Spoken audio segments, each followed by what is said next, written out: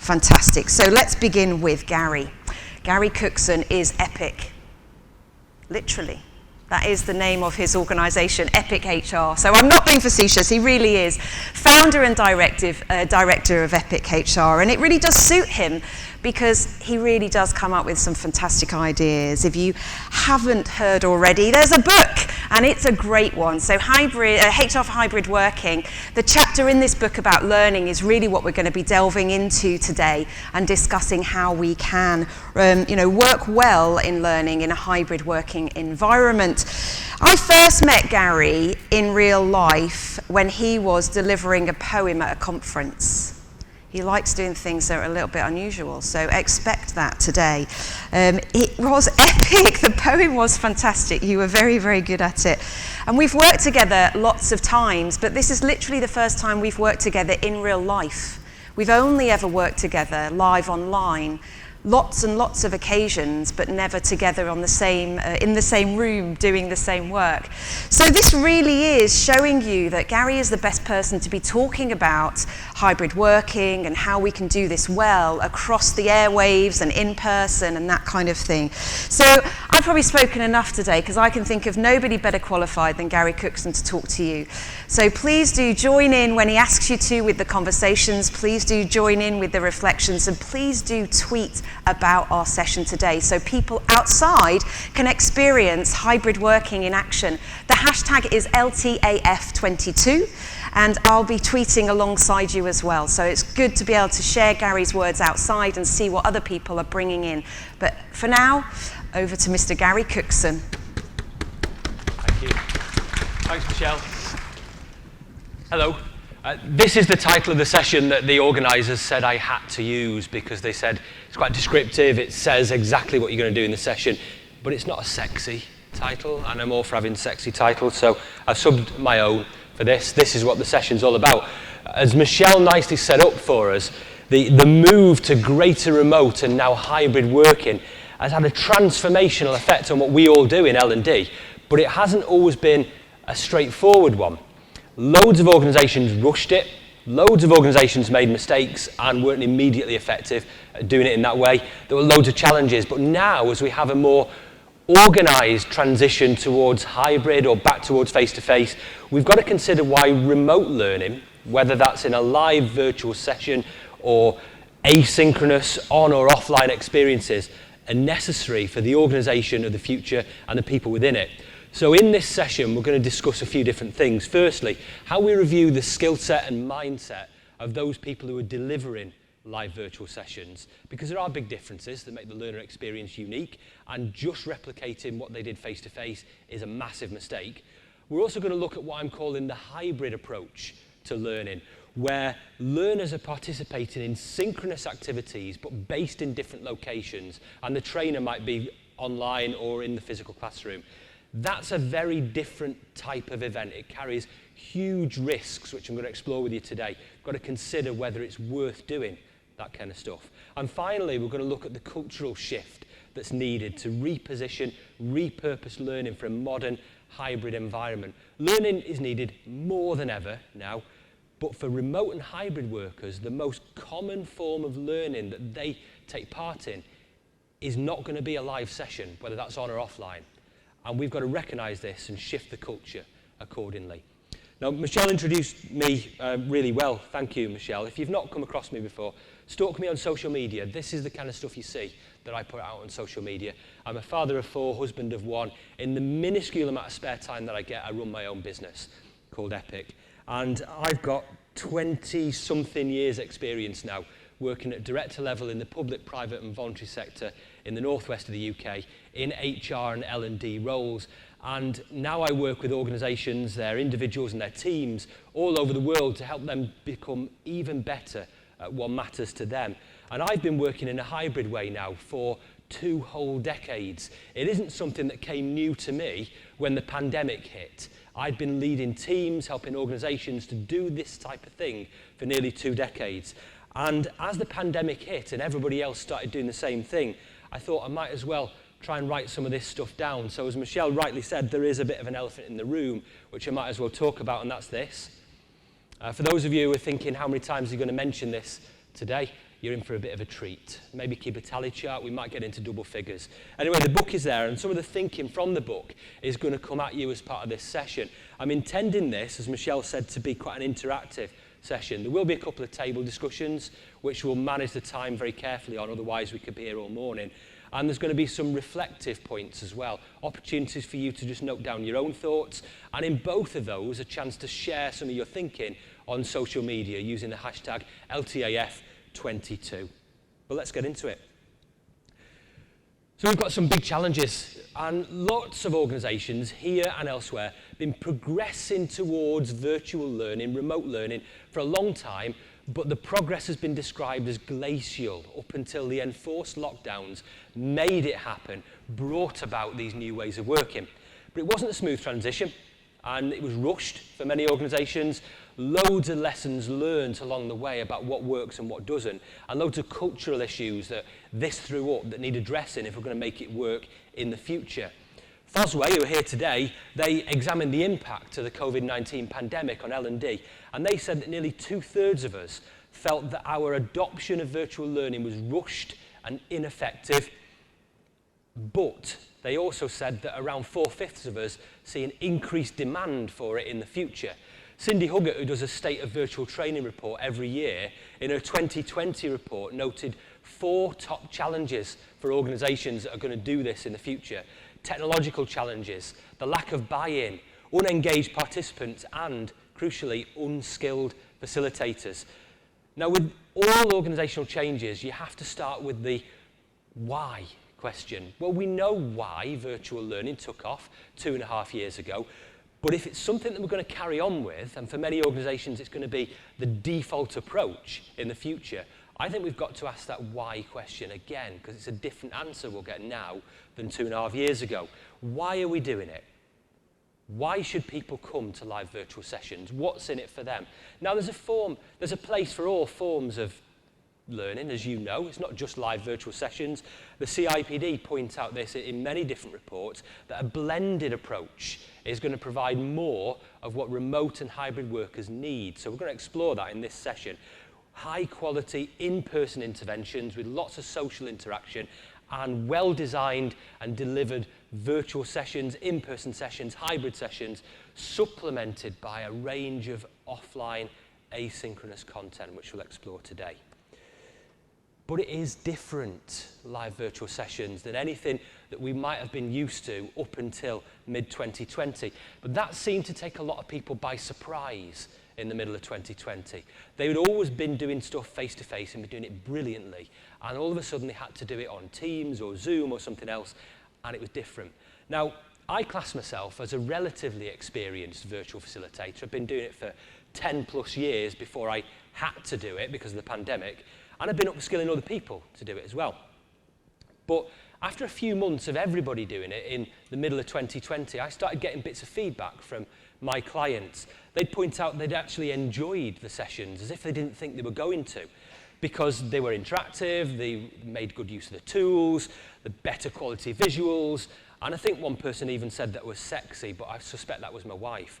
But it didn't seem, I think, like my stuff had just been lifted and shifted from face to face, because it seemed different, a very different experience, not just trying to do what you did face to face using Teams, doing something different. And that made me realise that to do it properly, you need a very different skill set, a very different skill set from the one that I started out with in L&D around 20 years ago.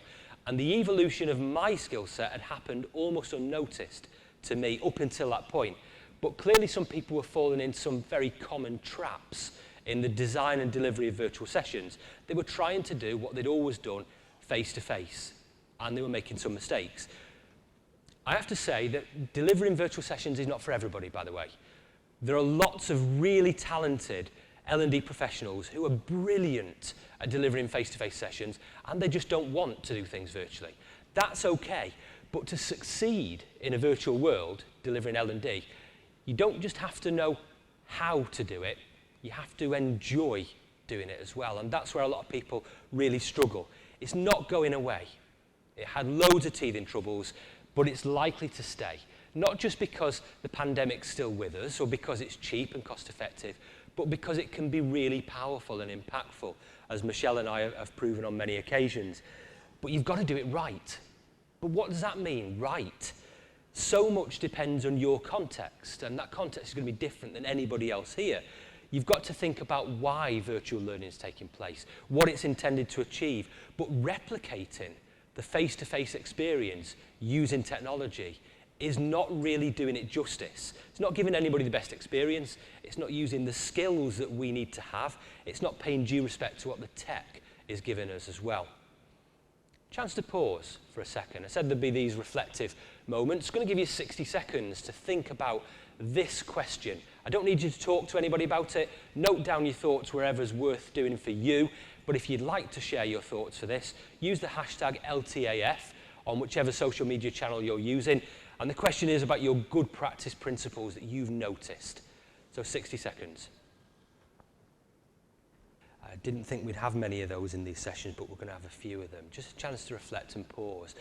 The answers you've come up with to that particular question, though you may well be sharing them online today so that people who aren't in the room can continue the conversation with you. And I'm going to be looking out for your answers today and responding to them as well following this session. Have you shared those internally? You know what the good practice principles are because that's your job. But how many of your stakeholders know this? How many of the people who are coming to the sessions that you and your team deliver know this? How many of the senior leaders in your organisation know this? And if they don't know this, how are you going to tell them? So something to think about there. We also need to consider the platform that you're using, whether that be Teams or Zoom or some other platform. You've got to understand what it can do. Now, not all platforms are created equal, and you probably know this already. Loads of them were designed for uses that might not match what you need to use it for, and their problems lie. Sometimes, therefore, the platform itself is the barrier to making your virtual learning sessions really work. Some platforms were designed for video-based communication, and they're brilliant at it, but they weren't designed for live learning sessions. Some other platforms were designed for live learning sessions, and they're brilliant at those, but they're not really good at video-based communication. And others are kind of halfway in between. So when you're looking for a platform, there's going to be loads of interested parties in your organisation, and compromises are going to have to be made somewhere. No one platform is going to suit everybody in your organisation based on the different uses they're going to have for it. But you need to ensure that you've got a platform that you know how to use, and you know the pros and cons that come with that, and you know how to supplement that platform with any third-party apps that might fill some of the gaps in its use. Now, we all use different platforms, and many of you will use multiple platforms. You've learned a lot about your chosen platform. So I want to give you the chance to reflect on this, your platform of choice, Teams, Zoom, any of the others. What have you learned about it? I'll give you 60 seconds to note down your thoughts, share them on social media using the hashtag LTAF, and then I can continue the conversation with you following this session. What have you learnt about your platform of choice? Okay, thank you. I look forward to reading your thoughts later on Twitter and LinkedIn and any of your social media channels that you've been using. Again, though, a supplementary question for you to think about. You might well know what your platform does really well and where it falls down, but have you shared those thoughts with the decision makers in the organisation, with the people who are buying these platforms for use across the entire organisation? You know it, but do they? Do they know the compromises that you're having to make in the design and delivery of your sessions? And then hybrid. Well, you'd be surprised when you look on free-to-use stock image sites like Pixabay and Pexels and you put in hybrid to go on a slide deck. What comes up? Hybrid dogs, hybrid plants, hybrid cars. Nothing at all to do with hybrid working. That's the best we can get, unfortunately. Maybe in a couple of years it'll be different, but what does hybrid mean from a learning perspective? Now, in my book, I talk about hybrid meaning where and when you work. But today, we're going to talk about hybrid learning being where you might learn, face-to-face or online. But we know, don't we, that learning isn't really that binary choice. It can take place anywhere, anytime, and lots of different ways. But lots of organisations are now starting to tinker with and experiment with what I call hybrid learning events, where there are learners in the physical classroom and learners online, and the facilitator could be in either one of those places. And we're going to examine some of the different options and then get you talking about your thoughts about what might work and what might not. I love a 4-box model. I think most of us in L&D love a 4-box model. Here's a 4-box model that explains different types of learning experiences that we might design and deliver. From the traditional classroom, top left, where everybody's face-to-face, to the live virtual session, bottom right, where everybody is virtual. But it's the two other ones that we want to talk about today, so let's highlight those. And I'm going to start by looking at the bottom left here, where we've got the facilitator in the classroom like this, but people with them and people online. Now, I think there's a huge risk of bias there in the facilitator's behaviours and their actions towards those who are with them in the same location. And that means the experience for remote learners is going to be awful as a result. Now, to combat that, you can do certain things. The physical classroom has to have world-class audio and video capabilities to make that work. And so that those who are accessing remotely can connect with what's going on in the room. They can connect them with the facilitator, who might be, if it's me, I'm going to be moving around the room. So there needs to be a lapel-based mic, like I've got now, so that I'm not moving away from where the microphone might be in a fixed location. And there also needs to be omnidirectional cameras that are going to follow me about on my travels around the room. Or somebody needs to chain me to a lectern. Now that seems really hard to do. And now I might need explicit guidance as well on how to avoid talking to just those people who are in the room. So that's a very different skill set I need to use. Then the tools that you might use as well need really careful thought. If you've got a physical flip chart or a physical whiteboard, clearly only those who are in the room can use that. But also if you're using virtual whiteboards, virtual breakout spaces and the chat facility on your platform, then unless the people in the room have got a device to get onto those things, they can't use those. So problems there. There's also got to be extra space in the physical room to show the cameras of the virtual learners. But where's that going to be? By default, that'll be the same place that you want to share your slide deck. So you need an extra space for that. Or you need to tell the facilitator to do away with the slide deck, or at least turn it off from time to time so that you can get the cameras in. This is why your physical setup, the equipment, the room itself, really needs upgrading if you're going to do it. And if you're using breakout discussions as well, how do you make them work? It's a big challenge. Now maybe you could subdivide people. People in the room are one breakout room, virtual people are another.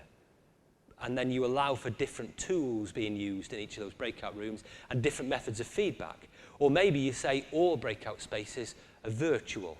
So you take yourself off with your device and you go and access them that way. So that's bottom left, where the facilitator's in the physical classroom. But what about the other way, where the facilitator is remote and they've got a mix of people who are still remote like they and who are in the face-to-face classroom? Well, here the bias could go the other way. Might be tempting for the facilitator to show more attention to the people who are remote just because they might more easily be able to engage or see them. So the experience, again, difficult to get right for people. And there might be no way around this unless every learner in the physical classroom has a device to level the playing field with those who are remote. Now, that's going to be hard. So let's assume that isn't the case. Maybe then you subdivide the learners and give different activities to those who are remote and different activities to those who are face-to-face. Well, that needs very careful design. It's probably going to increase the amount of time you spend designing. Maybe you could create a more inclusive environment by turning the cameras off for everybody who is virtual if the physical classroom is laid out in a way that you can't see everybody there anyway because the camera doesn't show them. So maybe turn cameras off for everybody. So you've got to think about that as well. And how do the learners in the classroom connect with the learners who are remote? If the microphones aren't great, then they're going to have to use chat. So again, they've got to have a device. And all of the physical training setups got to be world class in the way I mentioned before. Now, all of this, if I'm honest, are making it sound really complicated. And you're probably thinking, whew, not going near that. And you'd not be alone there. It's not impossible. Just as we all made a leap with our mindset and our skill set going from face-to-face to virtual, a similar leap is needed going from virtual to hybrid learning events. It's a different type of design, a different type of delivery. And your L&D professionals around you need to appreciate that. They can't do what they used to do face-to-face. They can't do what they've been doing virtually. It's a very different, distinct skill set. But what this might show, and the warning signs that I've been telling you about, it might be easier not to bother. Unless you've got the physical setup, world-class audio and video in your training room, it might be easier to say, to hell with that, we're keeping everything virtual, or we're keeping everything face-to-face, and we ain't going to mix the two. So many organisations that I talk to, that's the approach they're thinking about. It's just too difficult to get hybrid learning sessions unless you've got the kit right, unless you've got the skill set right. But now a chance for you to discuss with people around you these very things. What are your thoughts on delivering hybrid sessions? I'm going to give you 5 minutes to talk to people around you. I'll be asking you to share your thoughts again on social media so we can continue the conversation around that afterwards. So what are your thoughts on these things here? Hybrid sessions, the blue boxes. Over to you. Okay, everybody, thank you very much for your discussions there. If you'd like to share some of the outputs from your discussions, please do that on social media using the hashtag LTAF22, and I'll be able to continue the conversation with you following this session. For the remainder of the session, I want to talk about the culture around such things, because having the tech, having the skill set is less than half the battle if the culture around all these things isn't as supportive as we need it to be. So there's a cultural shift to make all of this work. Now, the CIPD did a report, Digital Learning in a Post-COVID Economy, I think about 18 months ago, and they noted that there were a lot of growth areas in learning content, blended learning, mobile learning, video learning, audio content, video content, user-generated content, lots of different things. Now, of course, that's been driven by the pandemic, but had been accelerating prior to that anyway. Very cost-effective, but also very powerful if done in the right way.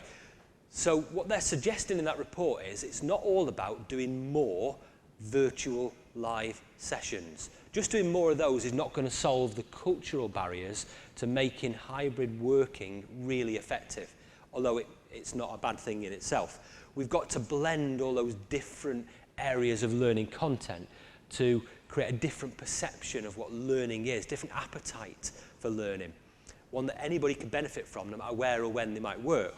Now, there are lots of different things that we need to consider as part of that, which we're going to explore as part of this. But a question for you to consider around the barriers that you might be encountering at the moment.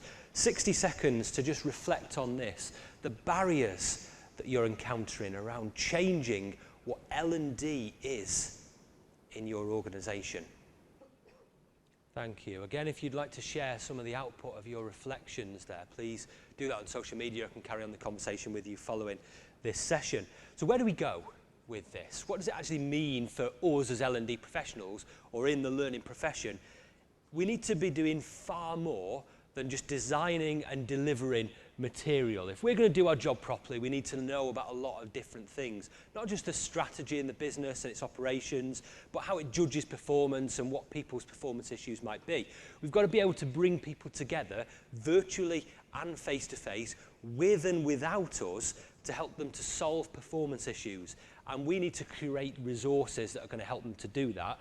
We are no longer, and I say this with a full sense of irony, the sage on the stage, the font of all knowledge, the single source of the truth. We've got to be doing different things, providing guidance for people in real time at the point of need, in the flow of work. And that is going to touch on those different areas of learning content that I mentioned. Video content, audio content, coaching conversations, VR, AR, things like that, and social learning too. We've got to be comfortable with people learning wherever and whenever they are, and not just when they're in a live session with us. It changes who we are. If we do that, we start to behave much more like what I would call performance consultants, less like trainers. More on that in a second. Many LXPs as well, some of whom are represented today in the exhibition, They can give you data about what people do when they're learning, how they learn, how they apply it. It's entirely possible if you could correlate that with other organizational data outside of the LXP, outside of your systems, about what people do and how they operate. You can then work out, predict the learning that people are going to need, the touch points where they're going to need our help, and then build content to deliver that to them. And that's where tech really does help us with identifying people's learning needs. But the LPI report that around about 2/3 of us say we have no reliable way of measuring performance in the organisation.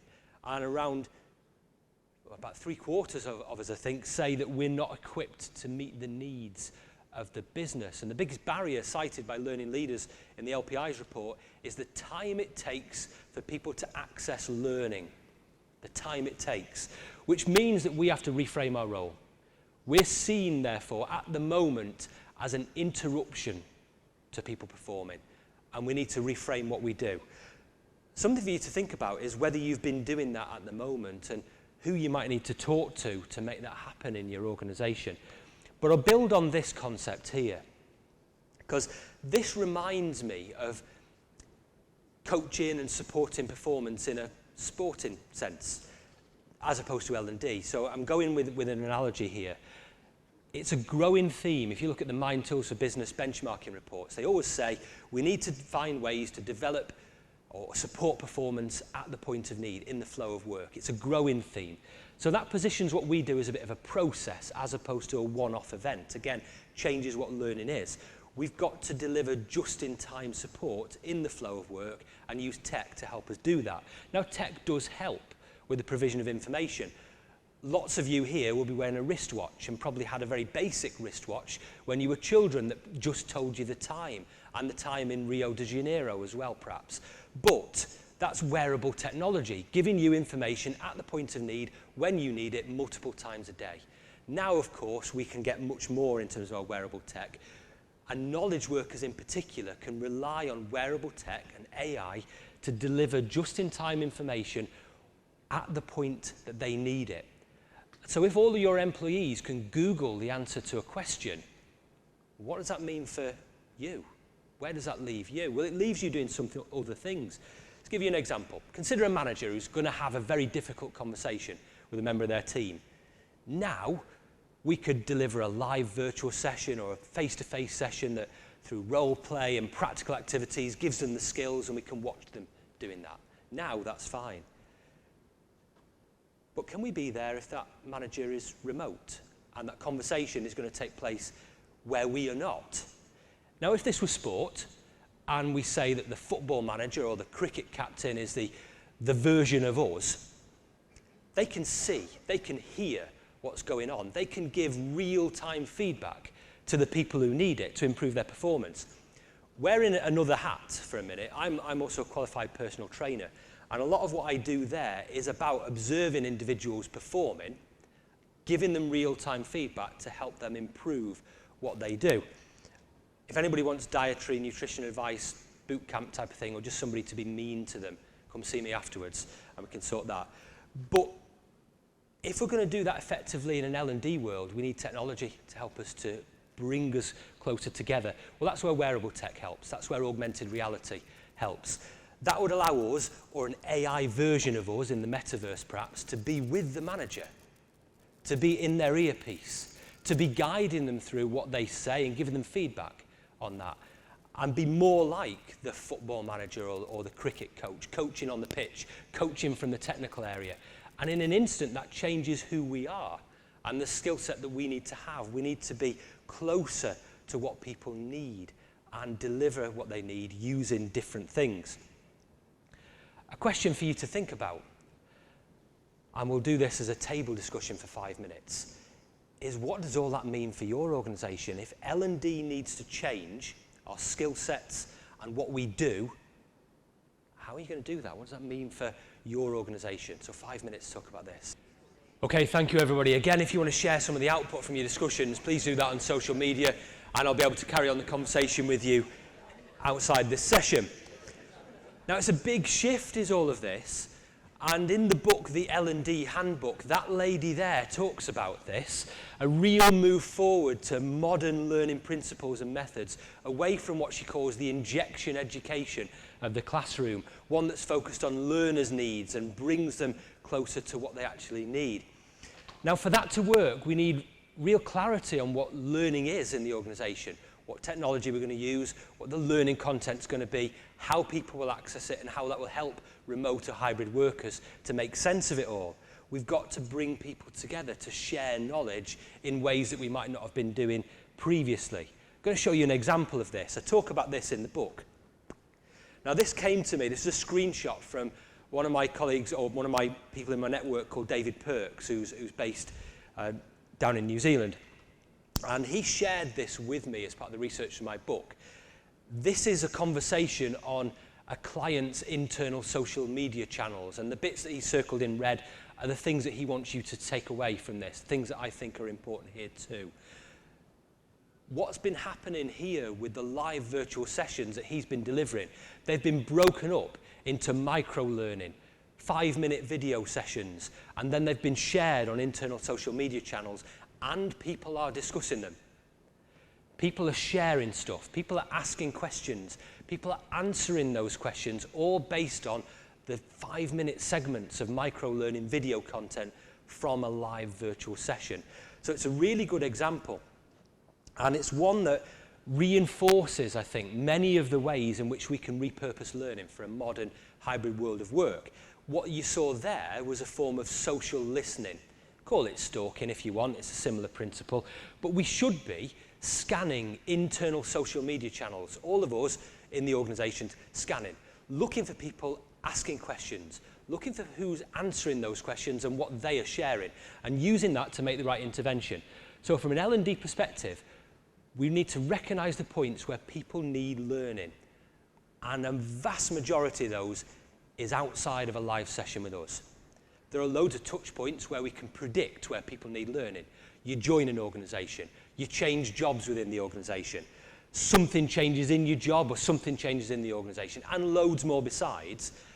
And we should be able to create structures and opportunities to connect with other people at those touch points, sharing resources that we might have curated, sharing ideas, and helping those people who work remotely to connect with other people and socialise with those people, because we know that helps with lots of other things to do with remote working too. So we can do a lot more there. And a question for you to consider, we'll just do 60 seconds on this, is how you can make the most of these communities of practice, how you can make the most of bringing these people together virtually. 60 seconds, think about this. Okay, thank you. And again, if you'd like to share some of the thinking you've been doing there, do that on social media.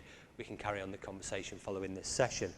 Now, we're coming towards the end of the bits that I wanted to go through with you. What I've tried to do is provoke some thinking, maybe just here on your table, maybe in your heads, maybe in the wider social media discussions, and maybe when you get back into your organisations as well.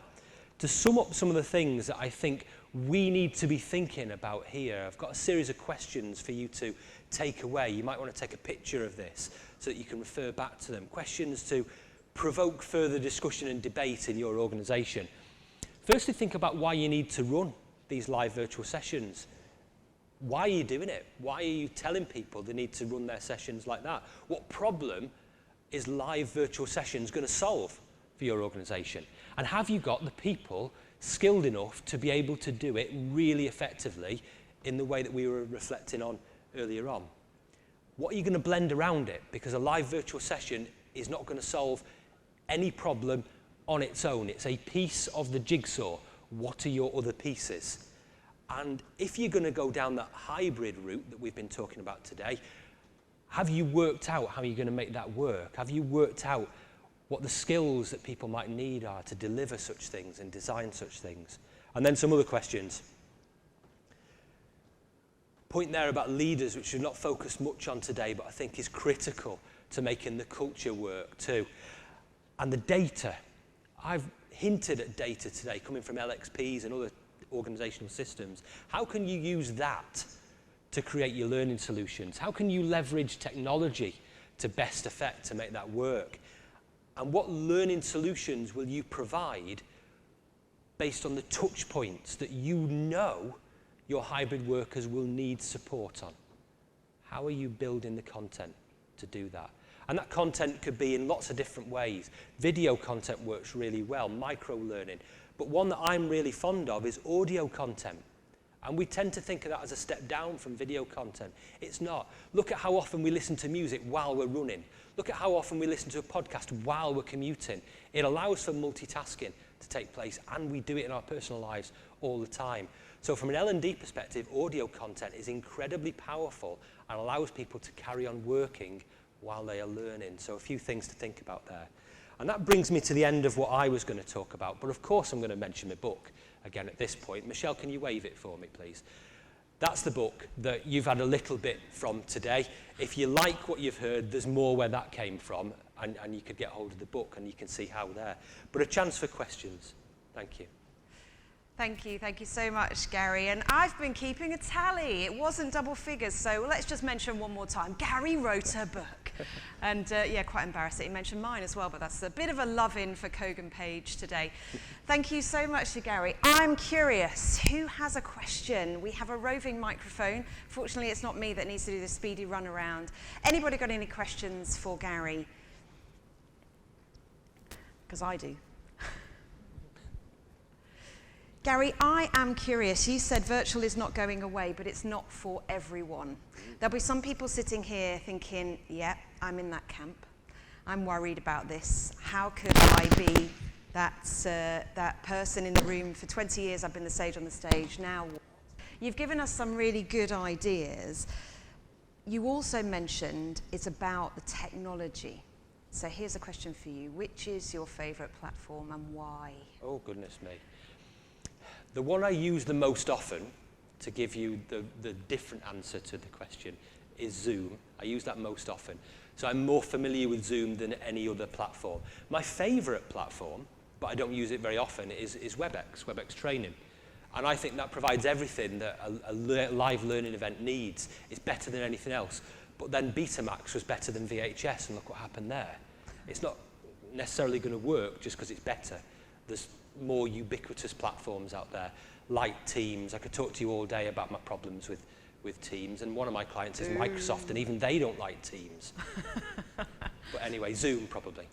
It is certainly one of the most popular. So let's have a quick show of hands. Who's using Zoom for their hybrid stuff? Yeah, okay. Or should I say virtual stuff? Who's using Teams? Oh my goodness. Isn't that interesting? Because it really is not built for the job that we're trying to make it do. It's a communication tool, isn't it, at the end of the day? So this makes it a little bit more challenging for people, doesn't it? Yeah. When you're using the technology that doesn't quite fit. But it's still possible. It's about the inventions and the creativity that Gary's talked us to about today.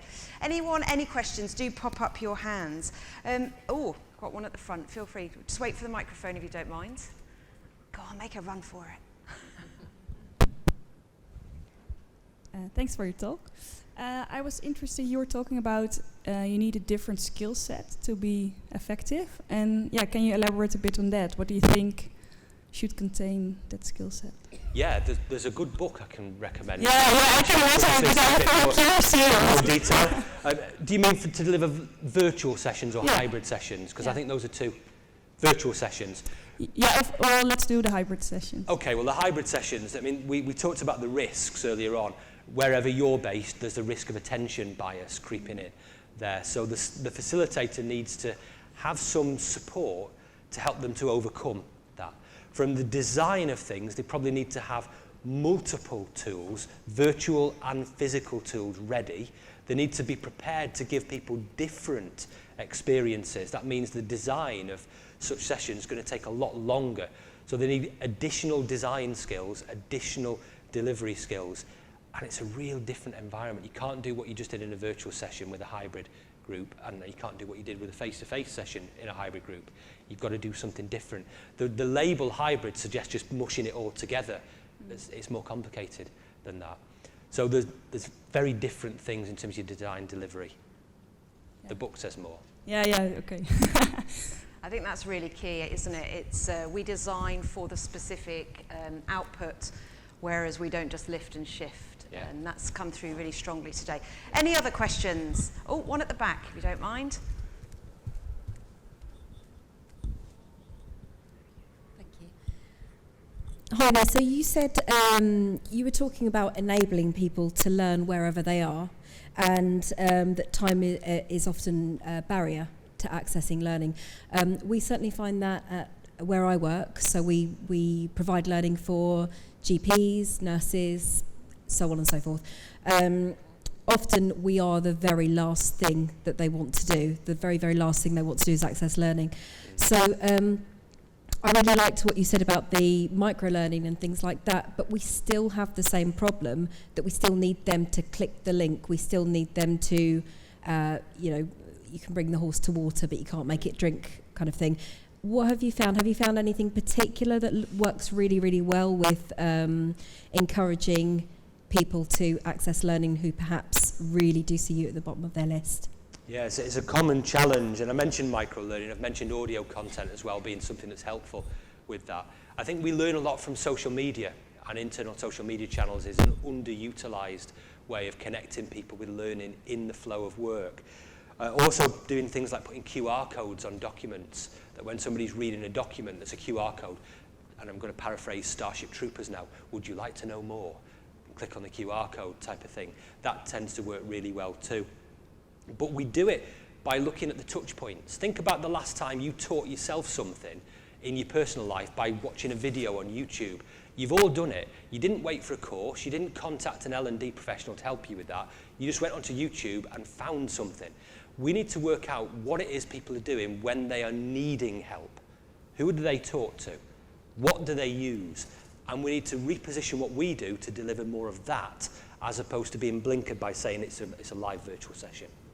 The answer. Brilliant. Thank you. So we've really moved into kind of putting work and learning together in the flow of work. That's a whole different conference session for another day. Thank you so much to Gary. I'd just like to show our appreciation to him for all of he's prepared, and thank you very much for all of you.